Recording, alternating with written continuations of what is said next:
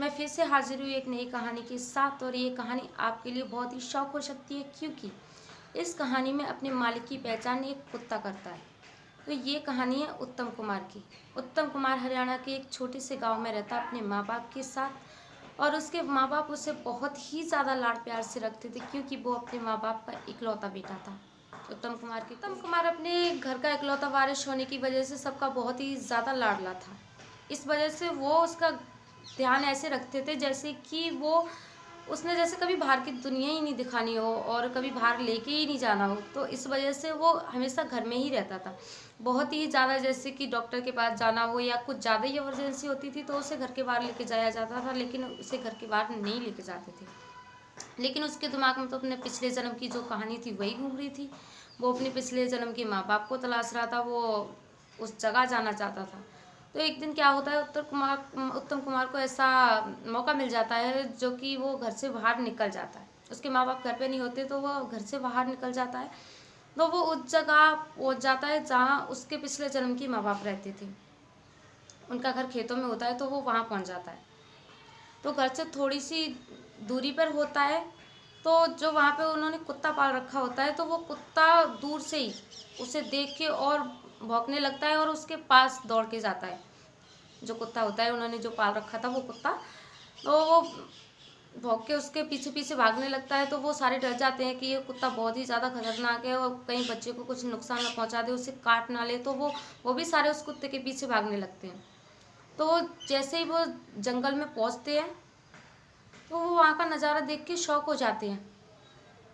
वो ये देख के हैरान रह जाते हैं कि वो कुत्ता जो होता है उसे काटने की बजाय वो कभी उसके पैर चूम रहा, कभी हाथ चाट रहा, कभी कुछ कर रहा, ऐसे प्यार कर रहा था जैसे कि वो उसे कब से जानता हो। ये नज़ारा देख के वो लोग बहुत ही ज़्यादा हैरान हो जाते हैं।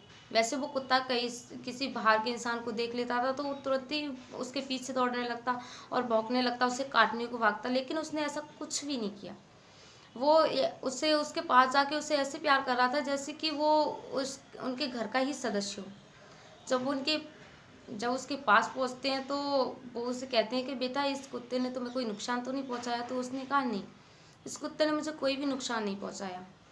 तो वो जो उत्तम कुमार था वो उस जो वहाँ पे वो लेडीज होती है उसे पकड़ के बहुत रोने लगता है, उसके गले लग के बहुत ही रोता है और उससे माँ माँ कहने लगता है। जब उसके मुंह से माँ का शब्द सुनते हैं तो वो भी बहुत हैरान रह जाती है। वो कहती है, बेटा अरे ये तुम क्या कह रहे हो, मैं तुम्हारी माँ कैसे हो सकती हूँ? तो उसने कहा, आप मेरी माँ हो, मानो ना मानो आप मेरी ही माँ हो। तो जब वो बताता है कि मैं आपके घर का ही बेटा हूँ और मैं आपको कब से तलाश कर रहा हूँ, लेकिन मेरे घर के लोग आपके पास तक मुझे आने नहीं देते, इसलिए मुझे कभी आपके पास आने का मौका नहीं मिला। तो जब वो पूछते, बेटा आप हमें कैसे जानते हो और तुम्हें यहाँ लेके कौन आया? तो उसने कहा, मैं यहाँ पे अकेला ही आया हूँ। मैं कब से बोल रहा हूँ अपने माँ बाप से कि मुझे वहाँ लेके चलो, वहाँ लेके चलो, लेकिन मुझे कभी लेके नहीं आते वो लोग। तो मैं आज मुझे मौका मिल गया तो मैं खुद ही आ गया। तो जब वो उससे पूछती है कि बेटा तू हमारा बेटा कैसे है, तो वो बताता है कि माँ, आपको याद है कुछ साल पहले हमारे घर में आग लगी थी? तो उसकी माँ कहती है कि हाँ बेटा, हमारे घर में आग लगी थी, तभी हम आके यहाँ खेतों में घर बना लिया था, तभी से हम यहाँ पे रह रही हैं। तो जब वो बच्चा अपनी शर्ट उतार के दिखाता है तो उसकी जो सारे बदन पे उसके ना जगह जगह दाग हो रहे होते हैं, जैसे जल जाते हैं, उसके बाद जो दाग पड़ जाते हैं, उसके सारे शरीर पे ऐसे दाग थे। तो उसे समझ आ जाता है, क्योंकि उस औरत का 8 साल का बच्चा आग में जल के मर गया था। जब उनके घर में आग लग गई थी तो उनका 8 साल का बेटा उस आग में जल के मर गया था। तो उन्हें सारी कहानी समझ आ गई कि ये हमारा ही बेटा है और जो कुछ साल पहले आग में जल के मर गया था यही हमारा बेटा है। तो उसने कहा, बेटा आप मुझे अपने माँ बाप के पास लेके चलोगे? तो उसने कहा, हाँ मैं लेके चलूँगा आप अपने माँ बाप के पास। तो वो वहाँ से उन सबको लेके अपने घर आता है। तो जब अपने घर आता है तो उसके पापा बहुत परेशान हो जाते हैं और कहते हैं, तू कहाँ चला गया था, हम तुझे ढूंढ ढूंढ के परेशान हो गए, सारा सारा गांव छान मारा लेकिन तू कहीं नहीं मिला। तब वो बताता है कि पापा मैं अपने घर गया था। तो उसने कहा बेटा ये तेरा घर है, तेरा दूसरा घर कहाँ है, ये तो तेरा ही घर है, और कहाँ है तेरा घर। तो जब वो उन्हें उनसे मिलवाता है तो वो बताते हैं कि ऐसे ऐसे ये हमारा बेटा है जो कुछ साल पहले मर गया था, इसने आपके घर में पुनः जन्म लिया है, तो इसे मतलब अपने पिछले जन्म का सब याद है, तो इस वजह से ये हमारे पास पहुंच गया। तो ये सुन के वो बहुत उदास हो जाते हैं और सोचते हैं कि उन्हें ऐसे लगता है कि कहीं ये हमारा बेटा ले ना जाए।